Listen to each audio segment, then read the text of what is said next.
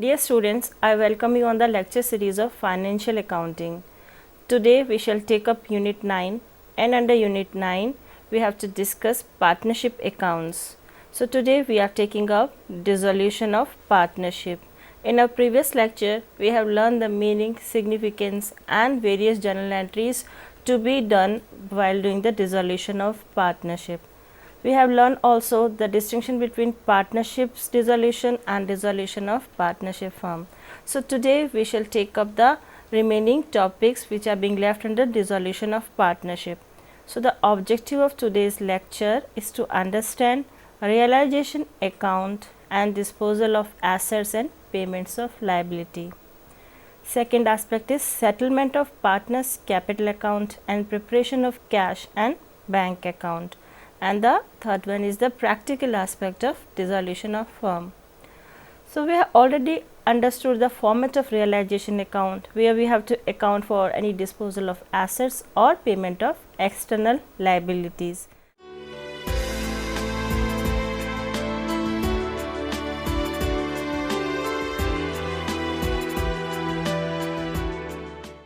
Now a question comes to in our mind is, what is settlement of partners capital account? So we will discuss in detail how the settlement of partners capital account is being done. After all the adjustments related to the partners capital account and transfer of profit or loss on realization to the partners capital account, the capital accounts are closed in the following manner. Firstly, if the partner's capital account shows a debit balance, the partner is to bring the necessary amount of cash. The following journal entry is made. Let's see this journal entry. Bank account or cash account debit to partner's capital account on account of cash brought by the partner. So where the partner is required to bring the cash, here we are going to pass this entry. Now another scenario is where the partner's capital account shows a credit balance. The partner is to be paid off the necessary amount. So in that case the following entry is to be made. Partner's capital account debit to bank or cash, being cash paid to the partner. Where there is a credit balance, we have to pass this entry.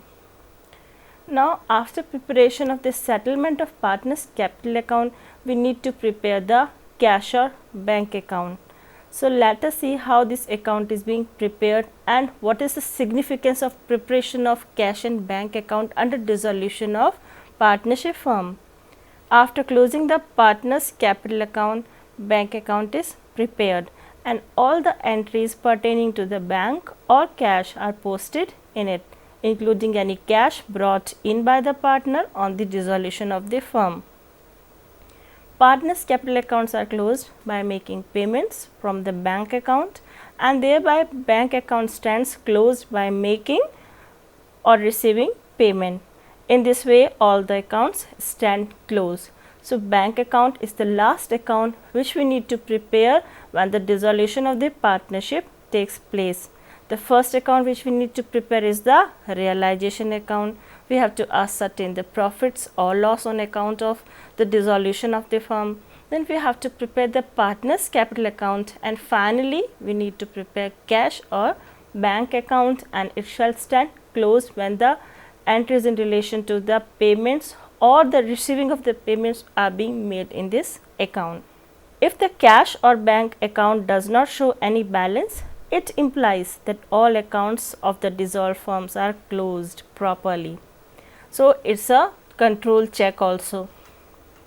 Now we will take up a practical example to understand the entire mechanism, how the accounts are being prepared when the dissolution of the firms takes place. So we are taking up an example where we are having the two equal partners. Here we have A and B are equal partners. They decide to dissolve the partnership on 31st March 2012 when the balance sheet stood as. First of all, we will see the liability side. Here we are having sundry creditors of 54,000, reserve fund, it is accumulated profits and it amounts to 20,000, loan it is 80,000, we consider it as an external liability.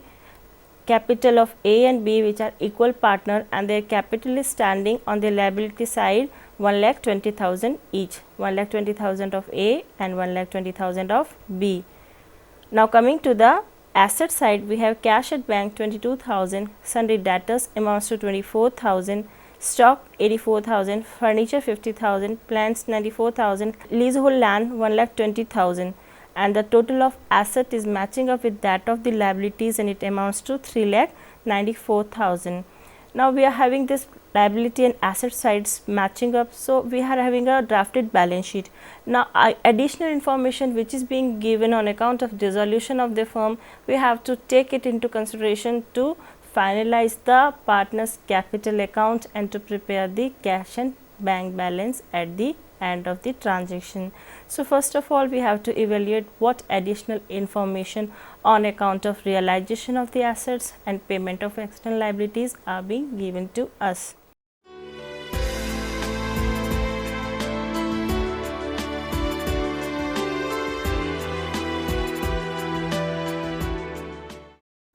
Assets were realized as follows: leasehold land 1,44,000, furniture 45,000, stock 81,000, plant 96,000, sundry debtors 21,000. The information in relation to creditors and expenses are also being given. The creditors were paid 51,000 in full settlement. We were having in balance sheet the creditors amount as 54,000 and they are being paid in full settlement as 51,000. So we need to take this into consideration while preparing the realization account. Expenses of realization amounts to 6,000. Now what is asking the question to us is that prepare realization account, bank account, partners capital account to close the books of the firm. So we will move chronologically. First of all, we will prepare the realization account, then we will ascertain the profit or loss on account of the realization of the assets and payment of the liabilities. Then we have to prepare the partners capital account, where we have to transfer the profit or loss on account of realization, any accumulated reserves or the undistributed profit is to be transferred, any loss which is being accumulated needs to be transferred, and we have to finally find out the balance of the partners capital account which we need to pay, and at last we are going to prepare the bank account. So bank account is the last account which we have to prepare, where we can assess that how much we have paid to the partners, and if entire posting and recording of the transaction is done properly, it will close automatically. So first of all, we will take up the realization account. Here is the realization account and we can say its debit side. Here assets are being transferred. These assets are transferred at their book value. We have taken the book value from the balance sheet. We can see this balance sheet here. Except cash at bank, all the assets from sundry debtors to leasehold land are to be transferred to the realization account. So we can see that we have simply posted the assets excluding cash at bank. So first one is sundry debtors, it is 24,000, plant 94,000, stock 84,000, leasehold land 1,20,000 and furniture 50,000. Aggregating them, we are getting the book value of the assets transferred as 3,72,000. Coming to the external liabilities transferred, we are having sundry creditors of 54,000 and loan as 80,000, and they are also being given in the balance sheet. Now we can see that second entry on the credit side of the realization account, and it says that realization of assets. So we are getting the bank or cash. So we have written bank here and have recorded all the amounts which we have realized from the assets. Debtors 21,000, plant 96,000, stock 81,000, leasehold land 1,44,000 and furniture 45,000. This information was given to us in the question, and aggregating the assets realized, we are getting the final figure as 3,87,000. Now coming to the debit side, here we have paid certain liabilities. Creditors 51,000, as it was given in the question that creditors were paid in full settlement. So rather than 54,000, we have taken this figure as 51,000 as has been furnished to us in the question. Then loan, there is no information being given. Since we have considered it as an external liability, we have to pay it. So here loan of 80,000 would be paid at book value. Realization expenses are being shown over here and they are 6,000. It is given in the question. So aggregate of the payments is 1,37,000. Now the next step is to do the totaling. So we can see that the credit side is exceeding the debit side. So we will do the total of credit side and it amounts to 5,21,000. We will simply subtract the assets transferred value and the payment of the external liability from it, and we are getting the figure of the profit. The profit amounts to 12,000 and it is being distributed between A and B equally since they are equal partners. So the share of A is 6,000 and that of B is also 6,000. Now moving ahead, what we have to do is we have to prepare the partners capital account. Here there are two partners, A and B, so we will prepare their accounts. First of all, we have to write the balance of the capital account. This balance is being given in the balance sheet as 1,20,000 each. So we will simply post it into the capital account. Another important feature is reserve fund. It is also to be transferred to the partners capital account in their profit sharing ratio. So we can see that here by reserve fund is 10,000 each, and realization profit is being transferred, it is 6,000 each. Right now we have prepared this realization account and this profit has come as 6,000 each from this realization account, which we have posted on the credit side of partners capital account. Now we will aggregate the totals of column of A and that of B, and we are getting the figures as 1,36,000, and we will pay them off with the help of bank account, and each of the partner is getting a payment of 1,36,000. Now the next step is the preparation of the bank account. Here we have prepared a bank account. So first of all we will write the opening balance and it is 22,000. This balance was given in our balance sheet. Then we have written the realization account. It is the amount of the assets which we have realized. So from realization account we have simply done the posting and it is 3,87,000 on the credit side of the realization account. Hence we have posted it on the debit side of bank account. Similarly, the expenses which we have paid and the external liabilities which we have paid, it amounts to 1,37,000. It is standing on the debit side of realization account. The same has been posted on the credit side of bank account since it's a payment. Then the payments which we have made to the partners, that is 1,36,000 each. We have ascertained this figure from the partners capital account. When we do the addition of the debit and credit side, they are matching up and this account is closed by itself. So it shows that we have done the entire accounting properly.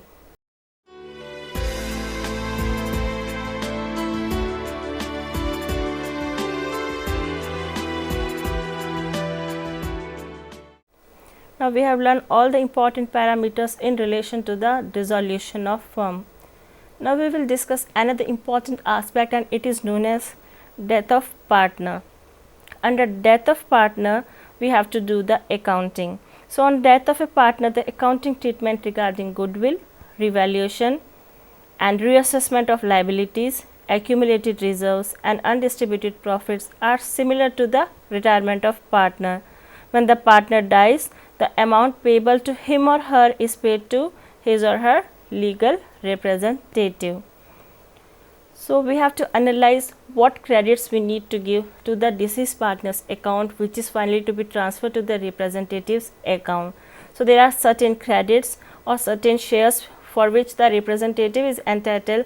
Let us see its list. The first one is amount standing to the credit of capital account of the deceased partner. Second is interest on capital if provided in the partnership deed up to the date of death. Third is share of the goodwill of the firm. Fourth is share of undistributed profits or reserves. Fifth is share of profit on revaluation of assets and liabilities. Sixth is share of profit up to the date of death and share of joint life policy. Now there are certain deductions which we need to make and they are shown on the debit side of the deceased partner's representative's account or simply deceased partner's account, which is finally being transferred to the representative or executor's account. So these are the deductions. First one is drawings, second is interest on drawing, third is share of loss on the revaluation of assets and liabilities, and finally share of loss that have occurred till the date of death. All these adjustments are to be made in the capital account of the deceased partner, and then balance in the capital account is transferred to an account called executor's account. The payment of the amount of the deceased partner depends upon the agreement. So, agreement is supreme under the partnership deed. The legal representative of a deceased partner is entitled to 6% per annum on the amount due from the date of death till the date of final payment. This percentage is that of the interest. Calculation of profit has to be made. So, let us see how calculation of the profit up to the date of death of partner has to be made while doing the accounting under partnership when the death of a partner occurs. So, let us see the mechanism. If the death of partner occurs during the year, the representative of the deceased partner are entitled to his or her share of profit earned till the date of his or her death. So, this profit can be ascertained by two methods. First is time basis and another is turnover basis. We will analyze first the time basis. In this case, it is assumed that profits have been earned uniformly throughout the year. Let us take an example to understand it in a more clear manner. The total profits of the previous year is 1,25,000 and a partner dies 3 months after the closure of the previous year. The profit of 3 months is 31,250. Because the profit of the year is 1,25,000, we have simply divided it by 12 and have made it for the 3 months by multiplying it for the 3 months. So, 1,25,000 into 3 by 12, we are getting the profit for 3 months as 31,250. And if the deceased partner took 2/10 of the share of profit, his or her share amounts to 2 by 10 of 31,250 and it is rupees 6,250. Now, turnover basis. In this method, we have to take into consideration the profit and the total sales of the last year. Thereafter, the profit up to the date of the death is estimated on the basis of sales of last year. Profit is assumed to be earned uniformly at the same rate.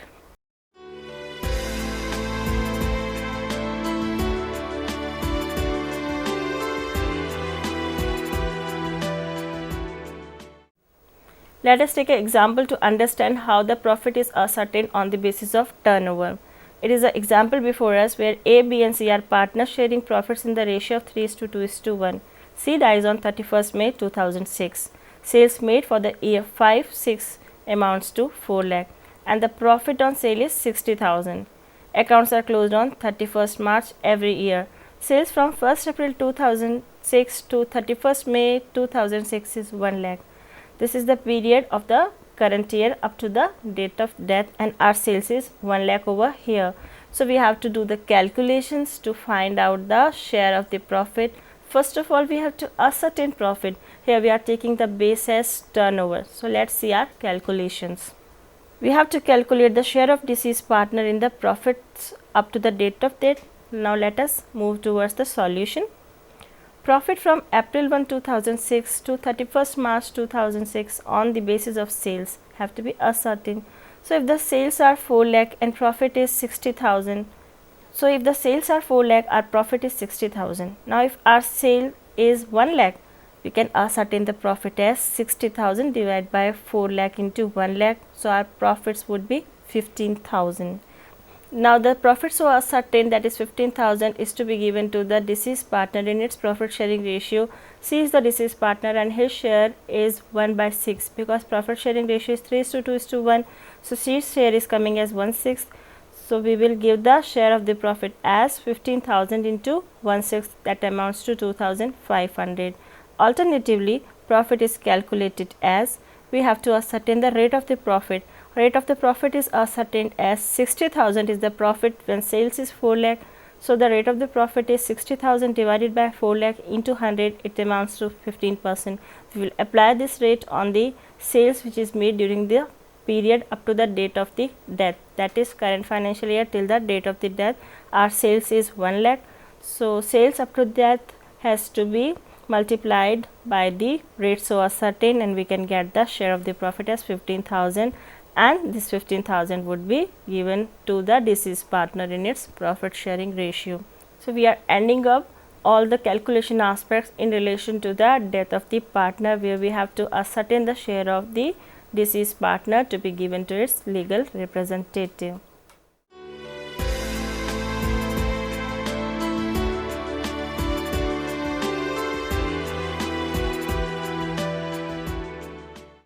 With this, we are ending up our lecture of today. In today's lecture, we have learned in detail the mechanism of preparation of accounts at the time of dissolution of the firm, from the starting of the realization account. Then we have prepared the partner's capital account, and finally the bank account or cash account has to be prepared to ascertain that proper accounting is being done.